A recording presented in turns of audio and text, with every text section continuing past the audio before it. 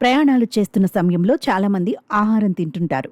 Snacks packets వెంట తెచ్చుకొని window seat దొరికితే ప్రకృతిని చూస్తూ ఫుడ్ను ఎంజాయ్ చేస్తారు. ఇక అన్ని ప్రయాణాల్లో ఇది సాధ్యం కాదు. మెట్రో రైళ్లలో ఫుడ్ తినేందుకు అనుమతి ఉండదు. కానీ ఓ మహిళ రూల్స్ను పట్టించుకోకుండా మెట్రో రైల్లో ప్రయాణిస్తూ టిఫిన్ బాక్స్ తినేసింది. అధికారులు ఆమెకు షాక్ ఇచ్చారు. బెంగళూరులో జరిగింది ఈ ఘటన. ఏప్రిల్ 26న మాధవర స్టేషన్ నుంచి మాగడి రోడ్డు వరకు ఓ మహిళ మెట్రోలో ప్రయాణించింది.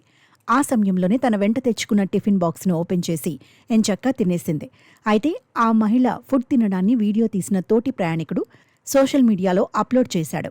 అది వైరల్గా మారింది. చివరకు బెంగళూరు మెట్రో అధికారుల వరకు చేరింది. వీడియో ఆధారంగా మహిళను అధికారులు గుర్తించారు.